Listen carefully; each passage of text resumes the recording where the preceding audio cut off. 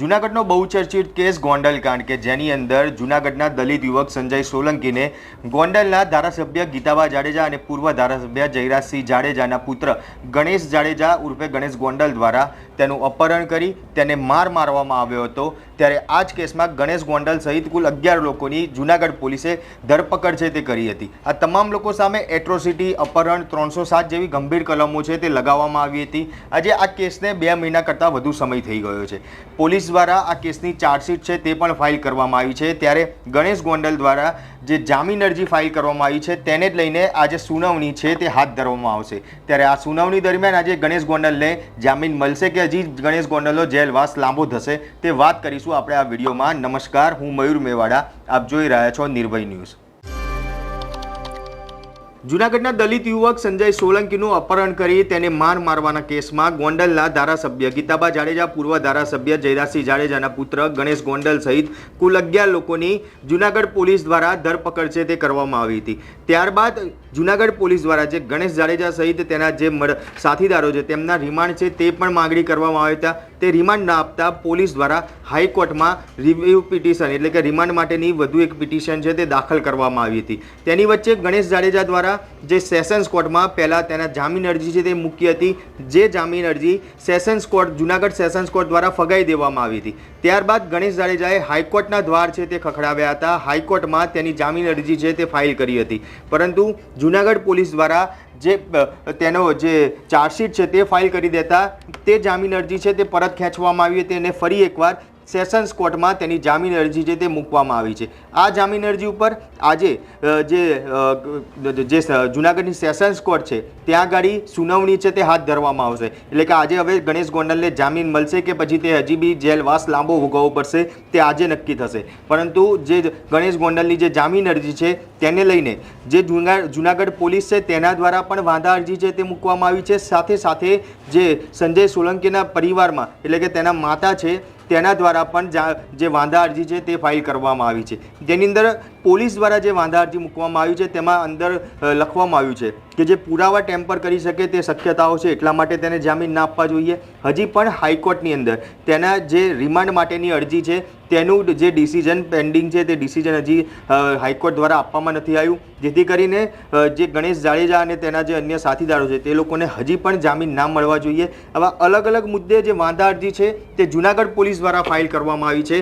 તો સાથે સાથે કહી શકાય કે ગઈકાલે પણ જે ગોંડલમાં એક જે સભા મળી હતી તેની અંદર અલ્પેશ ઢોલેરિયા કે જે ભાજપના નેતા છે તેના દ્વારા પણ જાહેરમાં એવું કહેવામાં આવ્યું હતું કે હવે એક જ દિવસ બાકી છે, એક દિવસ બાદ જે ગણેશ જે જાડેજા છે તેને જામીન મળી જશે અને તે બહાર છે તે આવી જશે। એટલે કે કહી શકાય કે કોર્ટની જે પ્રોસિજર છે, કોર્ટ દ્વારા જે હજી નિર્ણય લેવામાં નથી આવ્યો તેની જાહેરાત અલ્પેશ ઢોલેરિયા દ્વારા પહેલાં જ કરી દેવામાં આવી હતી અને તેને જ લઈને હવે ક્યાંક જૂનાગઢ હોય કે પછી ગોંડલ હોય આ તમામ જગ્યાએ ગરમાહટનો માહોલ છે તે જોવા મળી રહ્યો છે।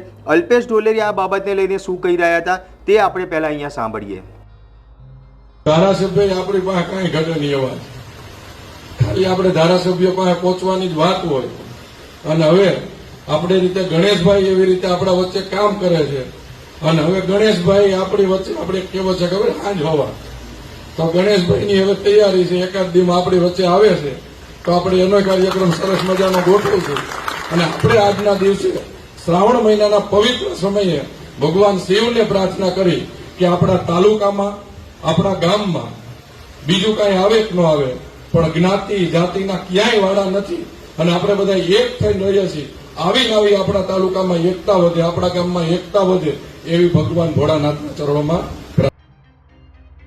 ત્યારે અલ્પેશ ઢોલેરિયાના નિવેદન બાદ જે સંજય સોલંકી અને જે રાજુ સોલંકીના વકીલ છે સંજય પંડિત તેમનું કહેવું છે કે જે પ્રમાણે અલ્પેશ ઢોલેરિયાનું નિવેદન સામે આવ્યું છે તેને જ લઈને હાઈકોર્ટ સાથે સાથે જે જૂનાગઢ કોર્ટ છે આ તમામ જગ્યાએ જે એક અરજી છે તે સબમિટ કરવામાં આવી છે। હાઈકોર્ટના ચીફ જસ્ટિસને પણ જે અરજી છે તે લખવામાં આવેલી છે, સબમિટ કરવામાં આવી છે, જેની અંદર સ્પષ્ટપણે લખવામાં આવ્યું છે કે જે નિર્ણય હજી સુધી કોર્ટ દ્વારા લેવામાં નથી આવ્યો અને તે નિર્ણયને પહેલાંથી જ કઈ રીતે કહી દેવામાં આવે કે ભાઈ એક દિવસ બાદ ગણેશ જાડેજા એટલે કે ગણેશ ગોંડલ છે જે હવે જેલમાંથી બહાર આવી જશે, એટલે કહી શકાય કે ક્યાંક સ્પષ્ટપણે એવો આક્ષેપ કરવામાં આવી રહ્યો છે કે કાં તો પછી આ આખું સેટિંગ છે તે ગોઠવી દેવામાં આવ્યું છે, કાં તો જે કોર્ટની જે અંદરની ગુપ્ત વાત હોય છે તે ક્યાંક લીક કરવામાં આવી છે. અને એ બાબતને લઈને જે સંજય પંડિત દ્વારા જે હાઈકોર્ટ હોય કે જુનાગઢ કોર્ટ હોય તેની અંદર એક અરજી છે તે દાખલ કરવામાં આવી છે. સંજય પંડિત આ બાબતને લઈને વધુમાં શું કહી રહ્યા છે તે પણ આપણે અહીંયા સાંભળીએ. એક અરજી આપવામાં આવી છે જે પીડિત છે, જે ભોગ બનનાર છે સંજય સોલંકી એમની માતા દ્વારા, હંસાબેન દ્વારા. કારણ કે જે પીડિત છે એ અત્યારે જેલ હવાલે છે, એટલે એના પરિવારના કોઈ પણ સભ્ય છે એ બાબતે પોતાનો પક્ષ રજૂ કરવો હોય તો કરી શકે, એનો અધિકાર છે, લેજિમેટ રાઇટ છે. હવે આજરોજ આ જામીન અરજીની સુનાવણી એટલે કે 16/8/2024 રોજ જે ફોજદારી પરચુરણ અરજી 544/2024 થી આ ગણેશ ગોંડલ અને બીજા અન્ય લોકોએ જે જામીન અરજી ફાઇલ કરી છે જુનાગઢ સેશન્સ અદાલત મેટ્રો સિટી કોર્ટમાં, એની આજરોજ સુનાવણી મુકરર કરવામાં આવી હતી. અને આ સુનાવણી હજી તો બાકી છે. એના આગલા દિવસે એટલે કે ગઈકાલે સોશિયલ મીડિયાના પ્લેટફોર્મ ઉપર જે હમણાં તમે આ વિડીયો પ્લે કર્યો, એમાં અલ્પેશ ઢોલરિયા નામની વ્યક્તિ છે એ સરા જાહેર પોતાના ભાષણમાં એવું કહે છે કે ભાઈ આ ગણેશ ગોંડલ છે હવે એકાદ દિવસમાં જ આપણી વચ્ચે આવી જશે અને આપણે એમાં મોટો જલસો કરવાનો છે.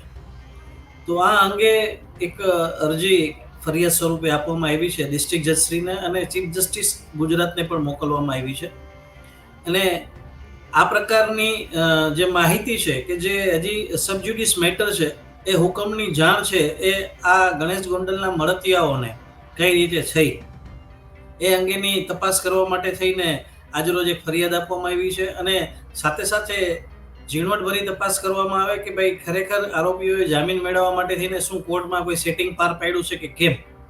જેમ આ બનાવને અંજામ આપવામાં પૂર્વ યોજિત કાવતરું ઘડવામાં આવ્યું હતું ગણેશ ગોંડલ દ્વારા, એમ જામીન મેળવવામાં પણ આવું કોઈ કાવતરું રચવામાં આવ્યું છે કે કેમ. આ અંગેની યોગ્ય તપાસ થાય અને કોર્ટના હુકમોની અગાઉથી જાણ આરોપીઓને કઈ રીતે થઈ જાય છે એ પણ એક મોટો પ્રશ્ન છે. અને આ પ્રકારની પ્રવૃત્તિઓથી સામાન્ય પ્રજાજનમાં જેને કહેવાય કે કાયદો અને વ્યવસ્થા પ્રત્યે વિશ્વાસ ઉઠી જાય એવા સંજોગોનું નિર્માણ થયું છે અત્યારે. કારણ કે આજે સ્વાભાવિક છે કે આજે નોર્મલ પબ્લિક છે, તમે છો, હું છું, આવા કોઈ નિવેદનો જો જાહેરમાં સાંભળવામાં આવે કે ભાઈ હવે બસ કાલે એ આવી જાય, એનો અર્થ એવો થયો કે જામીન મળી જવાના છે, એ લોકોને પહેલેથી ખબર છે. અથવા તો કોઈ એવું એ લોકોને અસ્યોરન્સ આપ્યું છે કે ભાઈ તમે જામીન અરજી ફાઇલ કરો, તમારે જામીન મંજૂર જ થઈ જશે. તો આવું અસ્યોરન્સ કોને આપ્યું? તો આ બાબત એની તપાસ ઊંડાણપૂર્વક થવી જોઈએ. અને જો ખરેખર આવું કંઈ નીકળે તો એ બહુ ગંભીર ઘટના કહેવાય. આમાં ઘણા બધાના જેને કહેવાય કે તપેલા ચડી જાય એમ છે. અને જો ખરેખર આવું ન હોય ને આ બધા જૂઠાણા આવા ફેલાવતા હોય તો આવા જૂઠાણા જે ફેલાવે છે એ લોકો વિરુદ્ધ પણ કાનૂની રાહે કાર્યવાહી થવી જોઈએ. કારણ કે જે મેટરો છે, સેન્સિટિવ મેટરો છે, જે સબજ્યુડિસ મેટરો છે, એને આ રીતે સોશિયલ મીડિયામાં ઉછાળવી અને એના હુકમો અગાઉથી જેને કહેવાય કે શું આવવાના છે એની પ્રજાજનોને જાણ કરી દેવી, અથવા તો પોતે માને છે કે આમ થવાનું જ છે, આમ થઈ જશે, તો આ બધી છે એ ગંભીર બાબતો કહેવાય. અને કોર્ટે પણ આની ગંભીર નોંધ લેવી જોઈએ એવું મારું માનવું છે. જુનાગઢ સેશન્સ કોર્ટમાં આજે ગણેશ જાડેજાની જે જામીન અરજી ફાઇલ કરવામાં આવી છે તેને જ લઈને જે સેશન્સ કોર્ટ દ્વારા આજે તેનો નિર્ણય છે તે સંભળાવવામાં આવશે. એટલે કે ચોક્કસથી કહી શકાય કે હવે ગણેશ જાડેજાને જામીન ખરેખર મળશે કે પછી હજી પણ તેનો જેલવાસ લાંબો ભોગવવો પડશે. કારણ કે હાઈકોર્ટમાં પણ તેની જે રિમાન્ડ અરજી છે તેની ઉપર સુનાવણી હજી બાકી છે. ત્યારે તે પહેલાં જે જુનાગઢ સેશન્સ કોર્ટ છે તે આજે ગણેશ જાડેજાને જામીન આપશે કે પછી જેલવાસ લાંબો ભોગવવો પડશે તે હવે આગામી સમયમાં જોવાનું રહ્યું. ત્યારે આપ શું માનો છો કે ખરેખર ગણેશ જાડેજાને આજે જામીન મળશે ખરી? કોમેન્ટ બોક્સમાં જરૂરથી જણાવજો અને અમારી નિર્ભય ન્યૂઝ ચેનલને લાઇક, શેર અને સબસ્ક્રાઇબ કરવાનું ભૂલશો નહીં. આભાર.